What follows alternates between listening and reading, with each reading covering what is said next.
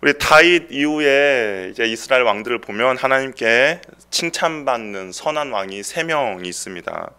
우리가 다 알고 있는 히스기야 왕, 정말 자신의 목숨을 위해서 하나님께 기도했던 히스기야 왕과 또한 종교개혁을 이루었던 요시야 왕이 있고, 그 다음에 오늘 본문에 나오는 여호사밧 왕이 있습니다. 이 3명의 왕들의 특징이 있는데, 그 왕들은 하나님의 책망을 들으면 곧바로 수용하고 돌이켰다라는 데 있습니다. 완전한 인물들이 아니기 때문에 분명한 하나님의 책망이 있습니다. 경고도 듣기도 합니다. 이 사람들은 쓴소리를 들으면 어떻습니까? 쓴소리를 들으면 기뻐하는 사람은 아마 없을 겁니다. 기분이 우울해지고 별로 좋지 않습니다. 근데 여호사밧의 아버지 아사가 그랬던 것 같아요. 이 아사 왕은 선지자 하나니가 쓴소리를 했습니다. 그랬더니 그 선지자 하나니를 옥에 가두어 버렸습니다. 또한 예레미야 시대 여호야김은 자신의 잘못을 책망하는 예레미야를 옥에 가두고 심지어 하나님의 율법 말씀을 기록한 율법 양피지를 갈기갈기 찢어서 불태워버리기까지 했습니다. 그런데 오늘 본문에 나왔던 여호사밧은 그렇지 않았다라는 것이죠. 선지자 예후가 와서 여호사밧을 책망했을 때 그는 예후의 책망을 그대로 수용했고 자신의 허물을 인정하고 하나님 앞에 자신을 더욱더 겸비했던 왕이 바로 여호사밧입니다. 하나님의 말씀이 위로의 말씀으로 오지 않을 때가 있습니다. 때로는 정말 우리의 심령 가운데 찌르는 그런 칼처럼 올 때도 있는데요. 그럴 때 과연 어떤 태도를 가질 것인가, 내가 어떻게 반응할 것인가에 따라서 내가 선한 행동인지 악한 행동인지 결정이 난다라는 것이죠.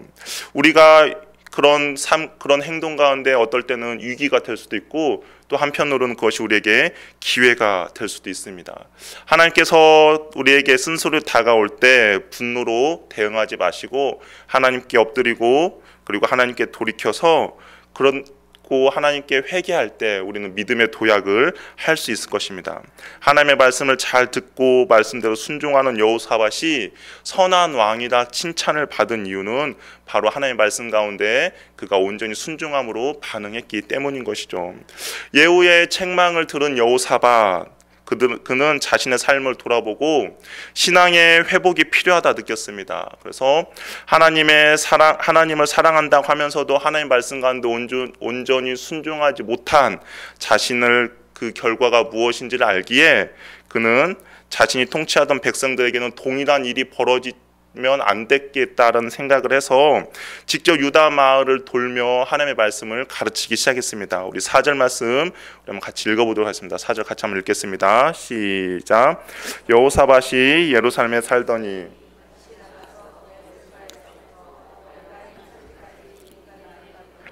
그들을 그들의 조상의 하나님 여호와께로 돌아오게 하고, 여기서 부엘세바는 유다의 가장 남쪽 지역이고요. 에브라임은 유다의 북쪽 지역입니다. 그러니까 유다 전 지역을 손수 다니면서 그들의 조상 하나님께로 돌아오게 했다라는 것이죠. 역대하 17장을 보면 이전에도 한번 여호사밧은 하나님의 말씀을 백성들에게 가르쳤습니다. 그런데 그때는 방백들과 레위인과 제사장들을 시켜서 하나님의 말씀을 가르치라고 했지만 이번에는 자신이 하나님의 책망을 듣고 자신이 직접 백성들을 가르치기 시작했던 것이죠. 세월이 지나면서 여호사밧의 마음이 나태해졌을 것입니다. 그리고 유다 백성들도 예전처럼 그들이 하나님을 향한 사랑이 식었던 것을 느꼈던 것 같습니다. 그래서 이번에는 자신이 직접 돌아다니면서 하나님의 말씀을 가르치고 하나님께로 돌아오게 한 것이죠. 여기서 하나님께로 돌아오겠다라는 단어는 회개하겠다라는 의미가 있습니다. 그러니까 하나님의 말씀을 떠나서 자신들의 그냥 삶대로 살아갔던 백성들을 여호사밧이 하나님의 말씀을 통하여서 다시 회개케 하고 하나님만을 사랑하게 만들었다라는 것이죠. 다시 한번 하나님의 첫사랑을 회복할 수 있도록 여호사밧이 힘쓰고 애썼다라는 것입니다.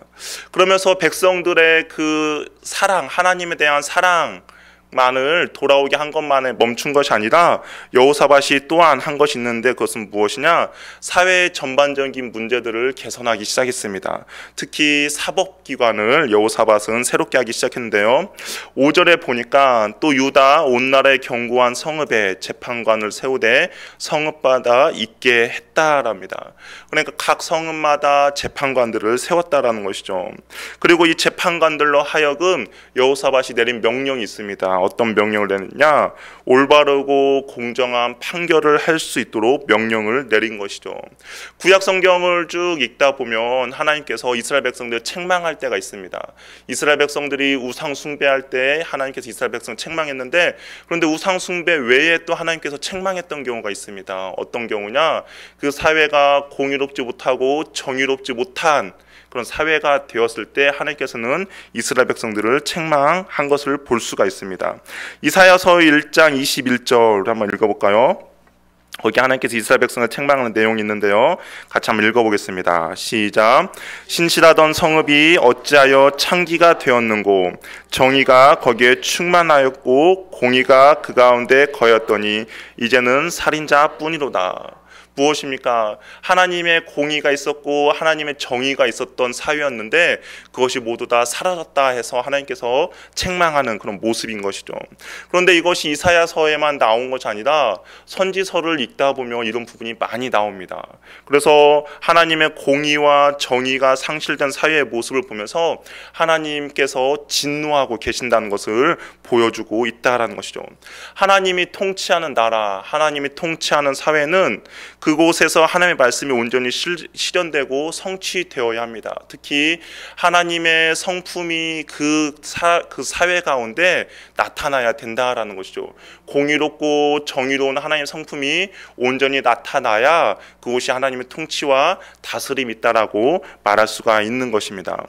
그래서 하나님은 끊임없이 말씀하고 계십니다. 하나님의 통치가 온전히 바로 세워져야 함을 알기에 여호사밧은 하나님의 말씀의 열매가 드러날 수 있도록 그 사법기관 가운데 하나님의 공의와 하나님의 정의를 올바로 세우고 있는 것이죠. 그러면서 재판관들에게 두 가지를 권면합니다. 보니까 6절에 하나님을 위하여 재판을 하라라고 말하고 있습니다. 어떻게 보면 하나님을 기뻐하는 재판을 하라라고 하는데요. 재판관들은 사람들을 재판하지만 그 뒤에 더 높으신 하나님의 계심을 잊지 말라라고 말하고 있는 것입니다. 하나님은 공의로 세상을 다스리시는 분입니다. 뇌물을 받거나 편견에 사로잡혀 재판을 한다면 그것은 공의로운 판결을 내릴 수가 없다라는 것이죠. 사람을 기쁘게 하는 판결이 아니라 하나님을 기쁘게 하는 판결을 하라고 말하고 있습니다. 사람들의 논리와 하나님이 주신 원칙대로 대립하게 될 경우 하나님이 주신 법을 우선으로 하라고 하는 것입니다. 재판관들은 하나님의 공의로운 성품을 가져야 할 사람들이고 그들은 그 모든 재판들 가운데 하나님의 공의와 정의를 드러내야 하는 사람들인 것이죠.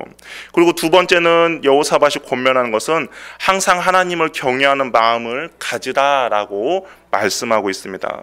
어떻게 보면 하나님을 기쁘시게 하는 판결을 내리기 위해서는 그 재판관들에게 필요한 것은 하나님을 경외하는 마음입니다. 이스라엘 사회는 이스라엘 사람들이 지켜야 할 규범들은 사람들이 정한 것이 아니라 하나님께서 내리신 하나님의 율법입니다. 하나님께서 모세기를 통해서 주신 그 율법을 가지고 재판을 해야 되는 민족인 것이죠. 그러니까 재판관들은 이 법을 집행할 때 이 법을 제정해 주신 하나님이 어떤 분이신지 그리고 하나님을 경외하는 마음으로 재판에 임해야 된다는 것은 당연한 일입니다. 이런 마음으로 재판을 할 때 하나님께서 분명히 기뻐하는 재판이 하나님 기뻐하는 판결을 내릴 수 있다라는 것이죠. 그러면서 하나님을 경외하는 마음, 그러니까 하나님을 기쁘게 하는 그런 재판을 한다는 것이 구체적으로 무엇인지 세 가지를 말하고 있는데요. 우리 7절 우리 한번 같이 읽어보도록 하겠습니다. 7절 같이 한번 읽겠습니다. 시작.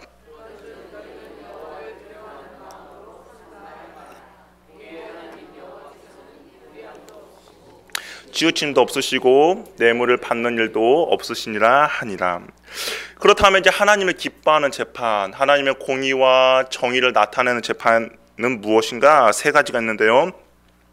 불의함이 없는 것, 치우침도 없는 것, 뇌물을 받지 않는 것이라고 말합니다. 이 불의한 재판은 죄 지은 자를 놓아주고 죄 없는 자를 벌하는 일이 없어야 한다라는 것이죠. 그리고 하나님이 주신 법을 기준으로 누구나 다 수긍할 수 있는 그런 판결을 내리는 것입니다. 치우침이 없는 재판은 유전, 무죄, 무전, 유죄 재판을 하지 않는 것입니다. 경제적인 능력으로 인해 재판의 결과가 뒤바뀌면 안 된다라는 것이죠. 레위기 19장 15절을 보면 하나님께서 이스라엘 백성들에게 재판할 때 내린 명령이 있습니다. 너희는 재판할 때에 불의를 행하지 말며 가난한 자의 편견을 들지 말며 세력 있는 자라고 두둔하지 말고 공의로 사람을 재판할지며 라고 말하고 있습니다. 그러니까 하나님께서는 재판할 때 공의롭게, 그리고 이 사람이 가난하다고 해서 무조건 이 사람 편을 들지 말고, 또한 이 사람이 부유하다고 해서 이 사람의 편을 들지 말고 공의롭고 정의롭게 재판을 하라고 말하고 있는 것이죠. 치우침 없이 온유의 재판을 하라는 겁니다. 그러면 무엇이 재판을 불의하지 않는 재판과 치우침이 없는 재판의 결과를 만들어내는가? 그것은 바로 뇌물을 받지 않는 것이죠. 재판관들이 뇌물을 받지 않고 온전히 하나님의 말씀 가운데 공의롭게 판결을 낼 때 그것은 공정한 재판이 될 것입니다. 뇌물은 성경에 보니까 지혜 있는 사람의 눈을 어둡게 하고 죄 없는 사람을 죄인으로 만드는 것들이 바로 이 뇌물이라고 하는 것이죠. 이것을 잘못 적용하면 안 됩니다. 잘못 적용해서 뇌물을 주면 그 사람이 그 판단이 흐려지는구나 해서 뇌물을 바쳐라, 그것이 아니라 뇌물에는 그런 영향들이 있기 때문에 받지 말라라고 말씀하고 있습니다. 그래서 청렴한 재판관이라도 뇌물을 받게 되면 판단이 흐려지고 그리고 손은 안으로 굽을 수밖에 없습니다. 그리고 판결은 편파적일 수밖에 없다라는 것이죠. 이스라엘 사회에서 재판관들이 여호사밧이 세운 것이 아니라 하나님이 세운 직업임을 반드시 알아야 됩니다. 따라서 재판관은 분명한 소명의식이 있어야 합니다. 그리고 그 소명의식을 가지고 재판에 임해야 한다라는 것이죠. 이 소명의식은 지금 저와 여러분들에게도 마찬가지입니다. 우리가 가진 직업이나 직분 중에서 하나님으로 말미암지 않고 그리고 된 것은 하나도 없다라는 것이죠. 하나님께서 그 직분이나 직업을 통해서 나타내시고자 하는 바가 분명히 있습니다. 단순히 그냥 경제적인 문제를 해결하기 위해서 우리에게 이 직업을 하나님께서 허락해 주신 것이 아니라 그리스도인의 삶의 영역에서 하나님의 뜻을 이루고 그리고 하나님의 성품을 드러내야 함을 하나님께서 우리에게 소명을 주셨기 때문에 우리에게 그런 것들을 허락해 주셨다라는 것이죠. 여러분이 생각할 때 대한민국은 공의롭고 정의로운 사회라고 생각하십니까? 이 질문 가운데 대부분의 사람들은 아니라고 말씀할 것입니다. 국가 기관의 신뢰도를 조사했었는데요. 그런데 그 가장 공의롭고 정의가 있어야 할 사법부가 어떻게 보면 가장 국민들이 신뢰하지 못하는 기관이라고 사람들이 신뢰도를 나타냈습니다. 그런데 아이러니하게도 그곳에는 많은 그리스도인이 있다는 것이 또한 아이러니하다라는 것이죠. 많은 그리스도인이 있음에도 불구하고 사람들의 손가락질을 받고 있다면 그곳 가운데 하나님께서 보내신 이유와 목적을 상실했고 그곳에서 내가 해야 될 사명을 잃어버린 그런 그리스도인이라고 할 수가 있습니다. 우리는 여호사밧의 이 명령을 반드시 기억해야 될 것입니다. 우리 9절 한번 읽어볼까요? 9절 한번 읽어보겠습니다. 시작. 그들에게 명령하여 이르되 너희는 진실과 성심을 다하여 여호와를 경외하라. 세상적으로 볼 때 직분이나 직업이 하찮아 보일 수도 있습니다. 그리고 그렇지만 하나님을 의식하며 하나님을 경외하며 나아갈 때 그곳에 우리는 하나님의 성품을 온전히 나타낼 수 있다라는 것이죠. 그리스도인은 하나님의 영광이 드러나는 삶을 살아야 합니다. 우리는 항상 그리스도인이 되고 나서 우리의 마음 한쪽 구석에 있는 생각은 내가 과연 어떻게 하나님의 영광을 위하여서 살아갈 수 있을까? 내가 어떻게 하나님의 영광을 나타낼까에 대한 고민이 있을 것입니다. 생각하는 거, 말하는 거, 행동하는 거 모든 것이 하나님의 성품이 드러날 때 비로소 하나님의 영광이 나타나기 시작한다라는 것이죠. 하나님의 영광에는 많은 의미가 있습니다. 만약에 하나님의 영광이 과연 무엇이냐? 제가 만약에 여러분이 물어본다면 거기에 대해서 하나님의 영광은 이겁니다 라고 딱 부러지게 말씀하시는 분은 없을 것입니다. 성경에도 이 영광이란 단어가 여러 가지 많은 의미로 사용되어지기 때문입니다. 어떤 곳에서는 풍부함 그리고 탁월함으로 사용될 때도 있고요. 어떤 곳은 빛이 난다라는 의미로도 사용되어지고 있습니다. 그런데 한 가지 확실한 것은 하나님께서는 그의 형상을 통해 창조된 사람들을 통해서 하나님의 영광을 나타내고 싶어 하신다라는 것이죠. 하나님께서는 영이심으로 보이지 않습니다. 보이지 않는 하나님은 보이는 세상을 그가 만드시고 그 세상 만물을 통해서 자기 자신을 나타내기를 원하십니다. 그런데 하나님께서는 더욱더 하나님이 만드신 피조물의 최고인 사람을 통하여서 하나님의 영광을 나타내기를 원하신다라는 것이죠. 그러면 우리는 하나님이 어떤 분이신지 우리를 통해서 하나님을 보여주어야 한다라는 것이죠. 그러면 우리는 이 하나님의 영광을 과연 어떻게 나타낼 수 있을까요? 우리는 과연 하나님의 영광을 나타내는데 그냥 어떤 상을 받아서 내가 모든 영광 하나님께 올려드립니다. 그렇게 해서 하나님께서 영광을 받으실까요? 아니면 우리가 과연 어떻게 하나님의 영광을 드러낼 수가 있겠습니까? 모세가 출애굽 때 이스라엘 백성들이 금송아지 사건이 있었습니다. 그리고 나서 그 모든 사건이 끝난 후에 모세가 하나님께 한 가지 부탁을 했어요. 어떤 부탁을 했냐? 하나님, 저에게 주의 영광을 보여주시옵소서라고 모세가 하나님께 간절히 부탁했습니다. 그때 하나님께서 모세에게 내가 나의 영광을 보여주겠다라고 모세에게 약속해 주셨습니다. 그리고 나서 하나님께서 모세 앞을 지나갔습니다. 그러면 우리 출애굽기 34장 6절에 보니까 하나님께서 모세 앞을 지나가면서 이렇게 말씀하셨어요. 여호와께서 그의 앞으로 지나시며 선포하시되 여호와라 여호와라 자비롭고 은혜롭고 노하기를 더디하고 인자와 진실이 많은 하나님이라 라고 선포하셨다라는 것이죠. 모세가 하나님의 영광을 보여달라고 하니까 하나님께서 모세 앞을 지나가면서 무엇을 말하고 있습니까? 하나님의 성품이 무엇인지를 말씀하고 있다라는 것이죠. 우리가 알고 있는 것처럼 그냥 어떤 추상적인 것이 아니라 영광을 보여주십시오 라고 했더니 하나님께서는 하나님이 어떤 분이신지 모세에게 선포하셨습니다. 여호와라 자비롭고 은혜롭고 노하기를 더디하고 인자와 진실이 많은 하나님이라 라고 말씀하셨다라는 것이죠. 무슨 말입니까? 하나님의 영광, 그것은 즉 하나님의 성품을 나타낸다라는 것이죠. 하나님의 성품이 충만할 때 하나님의 영광이 가득한 겁니다. 여호사밧이 왕으로서 궁극적으로 하고 있는 일은 무엇입니까? 그 전반적인 사회 가운데, 그 나라 가운데, 이스라엘이라는 나라 가운데 하나님의 공의를 세우고 있는 것 아닙니까? 재판관들이 온전한 재판을 할 수 있도록 공의롭고 정의로운 사회가 될 수 있도록 하나님의 그 공의로운 성품을 여호사밧이 나타내고 있다라는 것이죠. 하나님의 영광이 그 나라 가운데 가득 차고 충만하기 위하여서 여호사밧이 재판관들에게 올바른 판결을 내릴 수 있도록 권면하고 있습니다. 사회 전반에 걸쳐서 하나님의 성품이 온전히 드러날 수 있도록 개혁을 하고 있다라는 것이죠. 하나님의 영광이 충만한 사람은 하나님의 성품이 가득한 사람입니다. 병을 고치고 기적을 일으키는 사람이 하나님의 영광으로 충만한 사람이 아니라 모든 생각, 모든 행동, 모든 모든 삶에서 하나님의 성품이 드러나는 사람이 바로 하나님의 영광으로 충만한 사람이라는 것이죠.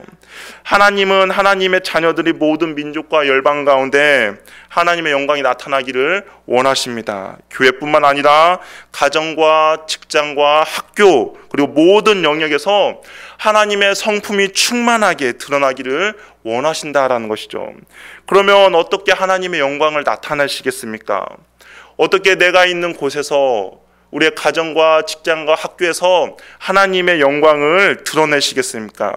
사랑과 온유, 자비를 보여주시는 거죠. 하나님의 성품인 사랑을 내 주변에 나타내는 겁니다. 하나님의 그 온유를 내 옆에 있는 사람들에게 보여주는 것이죠. 하나님의 가지고 있는 긍휼을 나를 통하여서 보여주는 것이 바로 하나님의 영광을 나타내는 겁니다. 직업 가운데, 직장 가운데, 내 삶의 영역 가운데 하나님의 성품을 나타내는 것이죠. 재판관은 공의와 정의가 나타나게 해야 합니다. 여호사밧이 재판관들에게 명령했던 것처럼 불의함 없이, 치우침 없이, 뇌물 없이 판결을 내리라는 것이죠. 하나님을 경외하며 하나님을 기뻐하시는 판결을 내리라는 겁니다. 진실과 성실을 다하여 여호와를 경외하는 것이죠. 그것이 하나님의 성품을 나타내며 하나님의 영광을 드러내는 것입니다. 저와 여러분은 과연 어떻게 하나님의 성품과 하나님의 영광을 드러내시겠습니까? 내가 만약 정치계에 있다면 그곳에는 하나님의 공의와 공평이 나타나야 합니다. 경제계는 하나님의 정직함이 있어야 한다는 것이죠. 교육계는 하나님의 지혜가 있어야 하고 언론계는 하나님의 진실함이 있어야 합니다. 예술계는 하나님의 거룩하심이 나타나야 되고 가정에는 하나님의 사랑이 있어야 함죠. 그럴 때 하나님의 영역이 각 영역, 각 직장 가운데 나타나게 될 수 있습니다. 하나님께서 여러분에게 보내신 그곳에서 하나님의 성품으로 살아갈 때 사람들은 우리를 통하여서 하나님을 바라보게 됩니다. 그리고 내가 그 사람에게 교회를 다니라, 내가 그 사람에게 예수 그리스도를 전하지 않더라도 하나님의 성품이 나타나는 우리의 모습을 통해서 하나님이 어떤 분이신지 바라볼 수 있게 만드는 겁니다. 우리는 하나님께 영광을 돌려 하나님을 이 세상에 나타내야 합니다. 단순히 모든 영광 하나님께 올려드립니다 말로 하는 것이 아니라 내가 속한 직장에서 내 삶의 영역에서 하나님의 성품을 나타내는 삶을 산다면 누군가가 나에게 이런 질문을 할 겁니다. 한 번도 예수를 만난 적이 없지만 당신을 볼 때마다 예수님이 어떤 분인지 알 수 있을 것 같습니다 라는 말을 한다면 하나님은 우리를 통하여서 영광을 받았다라고 말씀하실 것입니다.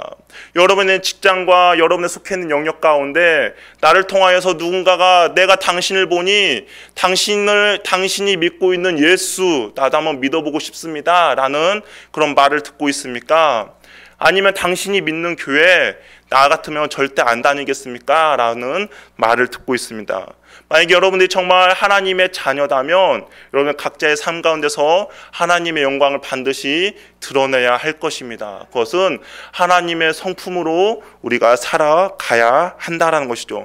세상은 우리의 삶에 나타나는 하나님의 성품을 통하여 하나님을 보게 됩니다. 하나님께 영광을 돌리는 삶은 하나님의 자녀된 하나님의 형상으로 지음받은 저와 여러분이 하나님을 드러내는 삶을 살아야 한다라는 것이죠.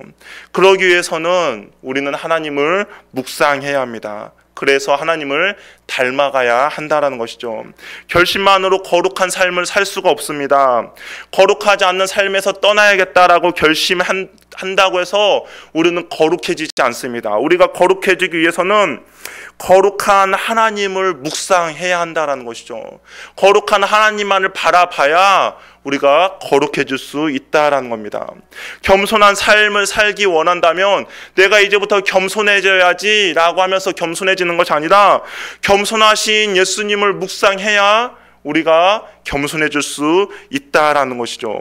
예수님을 묵상하고 그 앞에 나갈 때 우리는 비로소 겸손해질 수가 있습니다. 여호사밧이 공의롭고 정의로운 사회를 만들기 위해서 사용했던 것은 그냥 단순한 왕의 명령이 아니라 하나님의 말씀입니다. 하나님의 말씀으로 백성들을 가르쳤고, 하나님의 말씀으로 백성들을 깨닫게 했고, 하나님의 말씀대로 백성들을 순종케 하였습니다. 여호와의 율법책을 가지고 유다에서 가르쳤고 두루 다니며 백성들에게 가르쳤던 것이죠. 하나님의 말씀을 묵상할 때, 그곳에 기록된 하나님의 성품을 온전히 우리가 묵상할 때 우리는 하나님의 성품이 우리의 삶에서 나타날 수가 있고, 그리고 우리는 그 삶으로 살아날 때 하나님의 영광이 드러나는 삶을 살 수가 있다라는 것이죠. 우리가 누릴 수 있는 가장 큰 복은 하나님을 닮고 하나님을 본받고 예수님을 닮고 예수님을 본받는 자가 되는 것입니다. 그래서 이 세상에서 우리를 볼 때마다 예수님은 이런 분이구나 라는 말을 듣는 것이죠. 살아계신 하나님을 경외하는 사람이 있을 때 그곳에는 하나님의 영광이 가득할 것입니다. 그리고 하나님의 영광이 가득 찰 때 하나님의 임재가 그곳 가운데 임할 것입니다. 그리고 하나님의 임재가 있는 곳에는 하나님의 거룩함이 그곳 가운데 있다라는 것이죠. 그곳이 아무리 더럽고 지저분하고 우상이 가득한 곳이라도, 시기와 질투와 미움이 가득하더라도 하나님의 임재가 있다면 그곳은 거룩한 곳으로 변화됩니다. 반드시 그곳이 거룩해질 것입니다. 하나님의 임재가 있는 성막이 어땠습니까?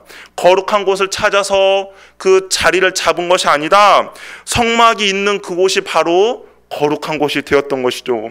만약 그것이 우상 숭배를 하는 곳이었더라도, 그곳에서 정말 많은 사람들이 죽이는 여러 가지 죄악들이 있었던 곳이었더라도, 하나님의 성막이, 하나님의 임재가 있는 성막이 그곳에 머물렀을 때 그곳은 거룩한 곳이 되었습니다.